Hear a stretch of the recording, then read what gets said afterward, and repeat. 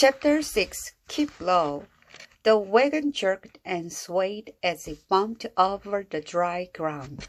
Jack felt as though he were frying in the hot sunlight. Dust from the road filled his throat and eyes. The boom of cannons grew louder and louder. Jack heard popping sounds too, like the noise of firecrackers. "What's that popping noise?" he shouted, blinded by the dust and sunlight. "Musket fire," said Clara.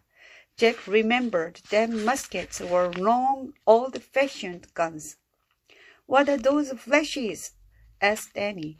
Jack tried to open his eyes and see what she was talking about. He saw bright flashes of light in the distance and puffs of smoke in the sky. "Cannon shells exploding," said Clara Burton. "Shells are like small bombs. They have ruined much farmland." Jack squinted at the passing countryside. The ground was filled with ugly holes. Long ditches were also cut through the fields. "Did the shells make those ditches too?" he asked. "No, those are trenches the soldiers dug for battle," Clara said. "Each side digs their own. Day after day, they sit in the trenches, firing their muskets at one another." Jack tried to imagine how terrible it would be to sit in a trench all day waiting to be shot, or waiting to shoot someone else. "We have to get some water," said Clara. She drove the wagon to a narrow creek. A stream of water flowed downhill, running over rocks. The wagon came to a halt. Jack heard a whistling sound, then another. "Keep low!" cried Clara. "What's that?" Jack asked. "Cannon fire," she said. Jack and Annie crouched down in the driver's seat. Jack felt a rush of panic. He pulled out the list. His hands were shaking as he read, "Be brave, a great," he thought. Another cannon shell whizzed overhead, then another. The ground exploded over and over in flashes of light. Dirt clouds flew everywhere. Clouds of smoke and more dust filled the air. The horses neighed and whined. "Be brave," Jack thought. "Be brave." Chapter 7. Helping Hands. The firing came to an end. The horses calmed down. The smoky air began to clear. Clara handed Jack and Annie its canteen. "Fill this quickly," she said. "We have no time to waste." Jack's legs felt wobbly as he followed Annie to the creek. They filled their canteens, then climbed back into the wagon. "Keep a lot," said Clara. "Look for the wounded as they come off the battlefield." She snapped the reins. The horses started off again. As they bumped along, Jack looked ahead for wounded soldiers. "There," said Annie. She pointed to a man limping toward them and waving his arms. The man looked very young, more like a teenage boy. His uniform was torn and bloody. It wasn't a blue uniform, though. It was gray. Clara pulled the horses to a stop. "But he's a Confederate soldier," says Jack. "When someone is hurt, you give them a helping hand, no matter who they are," said Clara.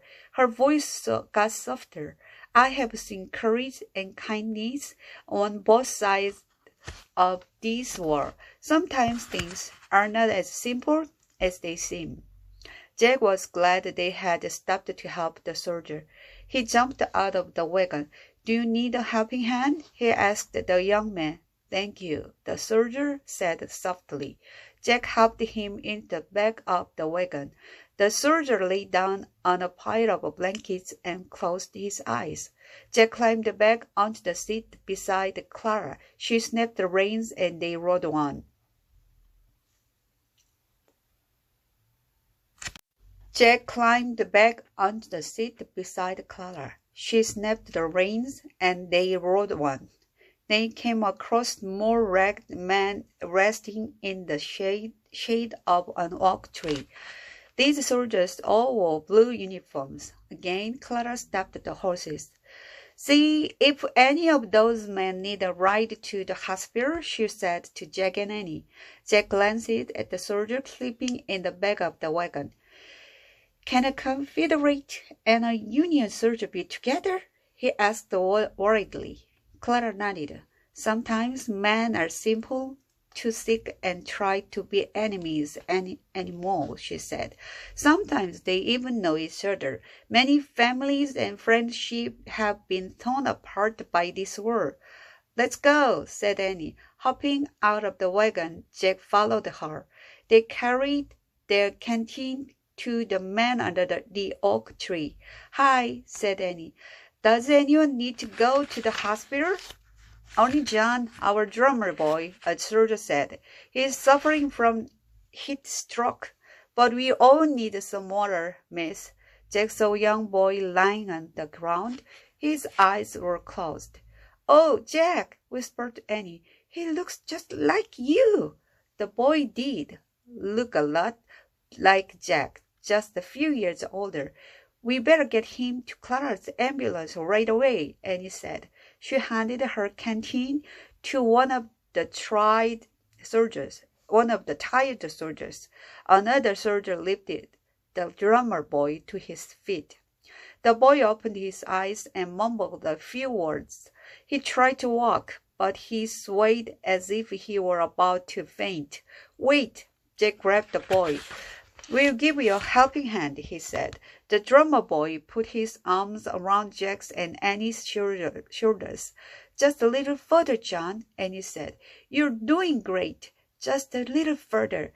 The drummer boy moved as if he were walking in his sleep. His head hung down. His feet shuffled in the dust. "Take good care of him," one of the men called. "We can't do without him."